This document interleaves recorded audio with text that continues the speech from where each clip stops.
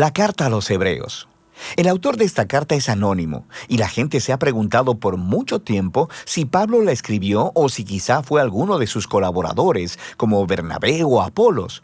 Pero la realidad es que no lo sabemos. En el capítulo 2 descubrimos que el autor tuvo una relación de primera mano con los discípulos que caminaron con Jesús.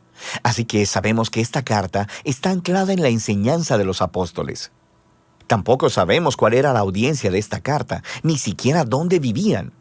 El autor los conoce muy bien y asume que tiene profundo conocimiento de las escrituras del Antiguo Testamento, especialmente de la narrativa de los primeros 5 libros de la Biblia, la Torá, acerca de cómo la familia de Abraham se convirtió en la nación de Israel, de cómo Moisés lo siguió en su salida de la esclavitud en Egipto hasta el monte Sinaí, donde recibieron la Torá e hicieron un pacto con Dios, donde construyeron el tabernáculo que los sacerdotes utilizaban para ofrecer sacrificios, y también acerca de cómo vagaron por el desierto en su camino hacia la tierra prometida.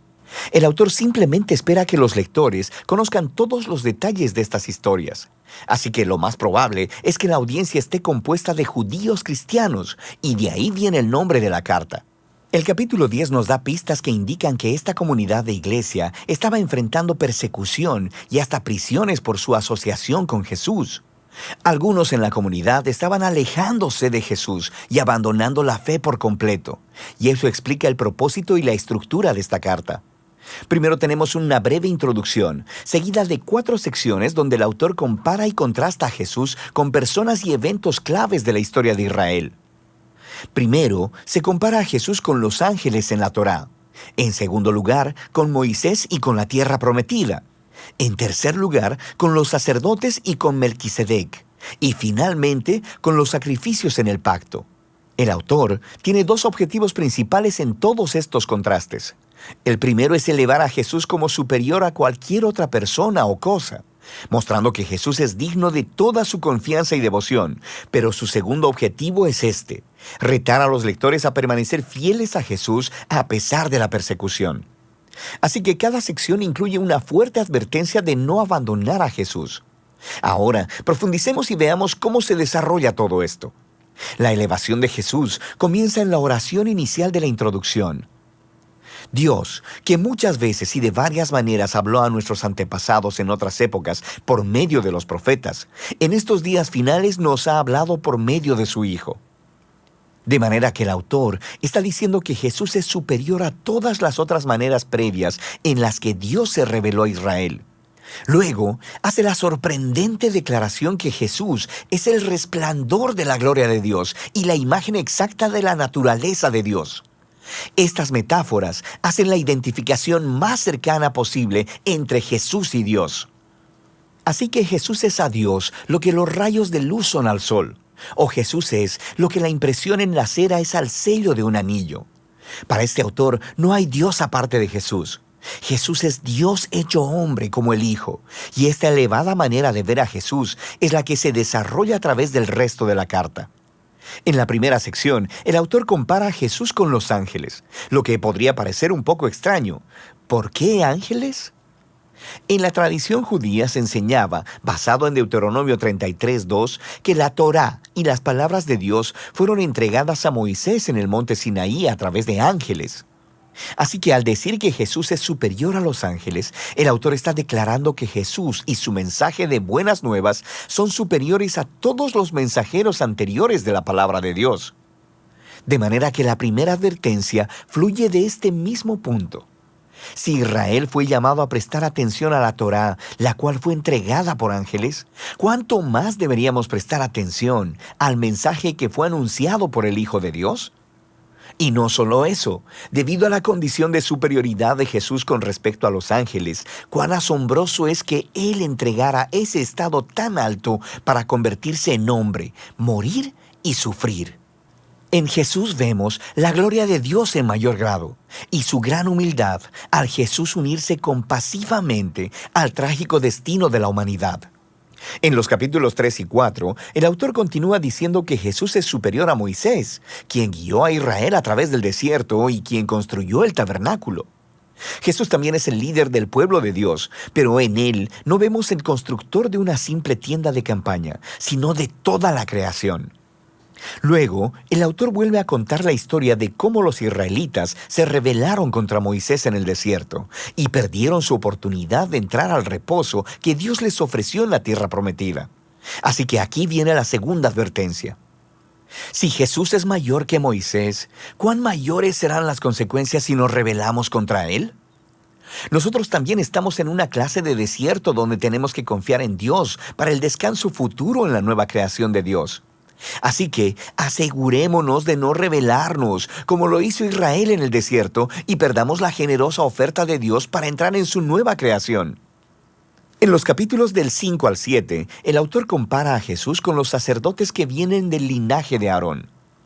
Su rol era representar a Israel delante de Dios y ofrecer sacrificios que expiaran o cubrieran los pecados del pueblo. Pero él señala que los sacerdotes eran ellos mismos personas imperfectas, así que debían ofrecer sacrificios constantemente por sus propios pecados, así como por los pecados de todos los demás. Algo más era necesario, así que él declara que Jesús es ese algo más. Jesús es el sacerdote definitivo, pero Jesús no vino del linaje de Aarón. Jesús era un sacerdote según el orden de Melquisedec, ese sacerdote y rey misterioso de la antigua Jerusalén, quien aparece en las historias de la vida de Abraham. También encontramos en el Salmo 110 que el rey mesiánico del linaje de David sería un sacerdote según el orden de Melquisedec. Así que el punto del autor es que Jesús es el rey sacerdote definitivo. Él es moralmente perfecto, está eternamente disponible para su pueblo. Así que Él es superior a cualquier otro mediador entre Dios y los seres humanos. Y entonces viene la advertencia de esta sección. Rechazar a Jesús es rechazar a tu mejor y única oportunidad de estar completamente reconciliado con Dios. Así que no hagas eso. Lo que nos lleva a la última comparación en los capítulos del 8 al 10. El autor nos muestra cómo la muerte de Jesús en la cruz fue el sacrificio definitivo, superior a todos los sacrificios de animales que se ofrecían en el templo. Esos sacrificios debían ser ofrecidos constantemente, tanto cada día como anualmente en el día de la expiación. Jesús ofreció su vida una vez y para siempre, y eso fue suficiente para cubrir los pecados de todo el mundo. Así que el autor advierte a la audiencia sobre alejarse de Jesús. Es como darle la espalda a la oferta generosa del perdón de Dios. ¿Por qué harías eso? Nos dice que el sacrificio de Jesús es permanente y es el fundamento del nuevo pacto del que hablaron los profetas, donde todos los pecados son perdonados. Así que ahora que el autor ha elevado a Jesús por medio de todos estos contrastes, esta sección final es un gran reto a seguir a Jesús. Piensa en el gran panorama. En Jesús han encontrado la palabra misma de Dios. En Jesús tienen esperanza para estar en la nueva creación. Jesús es su eterno sacerdote. Él es el sacrificio perfecto.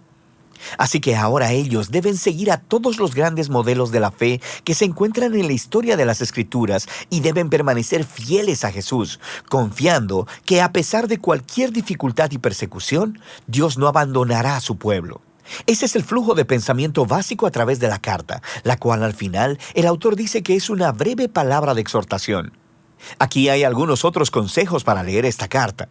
Cuando el autor cite de las Escrituras del Antiguo Testamento, lo cual sucede en casi todas las oraciones, detente y busca las referencias y lee la cita en su contexto original. Y a veces te confundirás, pero en la mayoría de las veces podrás ver conexiones geniales que de otra manera nunca hubieras notado, así que vale la pena el esfuerzo. También deberías saber que estos pasajes de advertencia te pondrán incómodo, y ese es el punto. No están ahí para asustarte, están ahí para mostrarte que rechazar a Jesús es tonto, porque Él es asombroso. Estas advertencias sirven al propósito principal de la carta: mostrar que Jesús es la revelación definitiva del amor y la misericordia de Dios. Y de eso se trata la carta a los Hebreos.